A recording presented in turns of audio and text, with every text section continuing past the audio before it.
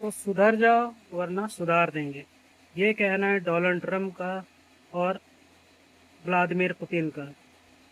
इससे पहले आप लोग सोचे कि अमेरिका में और रशिया में युद्ध होने वाला है, ऐसा कुछ नहीं है। मैं ये कह रहा हूँ कि सुधर जाओ वरना सुधार देंगे, ये कहना है अमेरिका को, कहना है ईरान को, और पुतिन का कहना है जेलेंस्की को, यूक्रेन को। ऐसा क्यों, आपको पता ही होगा, क्योंकि यूक्रेन ने अभी हद ही मचा दी है। रशिया के अंदर घुस के रशिया की राजधानी मॉस्को में, मतलब उसके जो बड़े बड़े शहर है उन सब पे अटैक कर रहे हैं, ड्रोन अटैक, मिसाइल से अटैक। ये सब देख के रशिया में, मतलब एक तरह से, एक मतलब सोचो, यूक्रेन जिस रशिया के सामने कुछ साइज नहीं है उसका। एक एक टाइम पे रशिया का पार्ट पार्ट था वो, हाँ, यूएसएसआर का पार्ट था वो देश। अब चैलेंज कर रहा है, मिलिट्री चैलेंज दे रहा है, हाँ? उस पर अटैक कर रहा है, रशिया के अंदर घुस के अटैक कर रहा है ड्रोन से, मिसाइल से। एक तरह से खुली चुनौती दे रहा है, देखो तुम्हारे हम इतने अंदर घुस के हमला कर रहे, तुम कुछ नहीं कर पा रहे। एक तरह से वो चैलेंज दे रहा है। तो ये अभी पुतिन जो है एकदम गुस्से में है, समझ लीजिए रशिया एकदम गुस्से में है, तो कुछ भी कर सकता है। रशिया से खबर ये आ रही है, या तो यूक्रेन पे टैक्टिकल न्यूक्लियर वेपन यूज़ करेंगे, या तो उन देशों पे अटैक किया जाएगा, नाटो के उन देशों पे, यूरोप के, जो उनको ड्रोन सप्लाई कर रहे हैं, जो जहाँ से ड्रोन बन के आ रहा है उन देशों पे। वो देश हो सकता है पोलैंड हो, या फिर बाल्टिक सी से जो लगते हैं वो तीन देश, लेटवेनिया, इस्टोनिया, ये सब देश हो। इस पे भी हो सकता है अटैक हो, नाटो पे अटैक हो सकता है, या फिर डायरेक्ट न्यूक्लियर बम से अटैक होता है। वो न्यूक्लियर बम यूक्रेन पे पुतिन छोड़ सकते हैं, ये दो चीज़ हो सकता है। वहीं अमेरिका का गुस्सा भी, समझ लो डोनाल्ड ट्रंप भी गुस्से में है।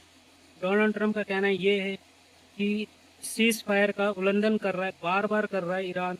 और ईरान का कहना ये है कि भाई सीज फायर का उल्लंघन जो है हम नहीं कर रहे, तुम्हारे तरफ से हो रहा है, इसराइल कर रहा है। इसराइल लेबनान पे ताबड़तोड़ हमले करे जा रहा है, रुकने का नाम नहीं ले रहा है, सीज फायर करता है अगले दिन हमला कर देता है।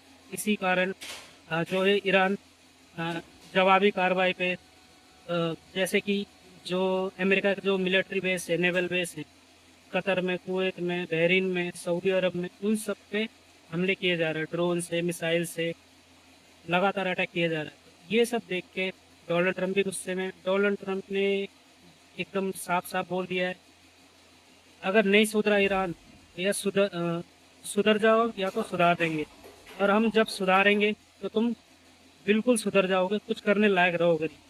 तो इधर से पुतिन का भी कहना है यूक्रेन को सुधर जाओ नहीं तो सुधार देंगे, इधर से ट्रम्प का भी कहना है। देखने वाली बात यह है, देखो होने को कुछ भी हो सकता है, डोनाल्ड ट्रम्प के दिमाग का कुछ कह नहीं सकते। आज कुछ कहते हैं, कल कुछ उठ के कुछ और कह देंगे, क्या पता अमेरिका की मिलिट्री को ऑर्डर दे दे भाई ईरान पे एकदम ताबड़तोड़ हमले करो। देखो अमेरिका कुछ भी कर सकता है, उसका मतलब वो सुपर पावर है, देख लो मिलिट्री के मामले में, इकोनॉमी के मामले में, मतलब वो चाहे तो एटम बम भी गिर सकता है, न्यूक्लियर बम गिर सकता है ईरान पे, कोई देश कुछ नहीं कर पाएगा। लेकिन ईरान भी कम नहीं है, लेकिन अमेरिका के सामने वो ज़्यादा देर टिक नहीं पाएगा। तो देखो यही चीज़ अब यूरोप में भी चल रहा है।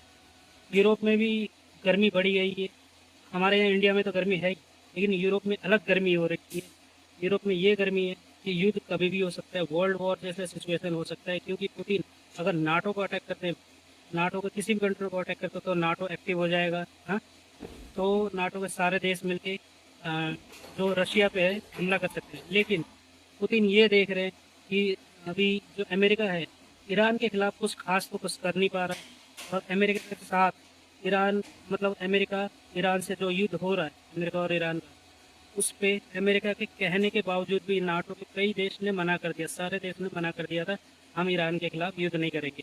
तो अगर नाटो पे अगर रशिया हमला करता है तो देखने वाली बात है अमेरिका आएगा कि नहीं आएगा। ये अगर टेस्ट, शायद ये टेस्ट करना चाहते हो पुतिन। देखो होने को कुछ भी हो सकता है आने वाले दिन में, आने वाले टाइम में।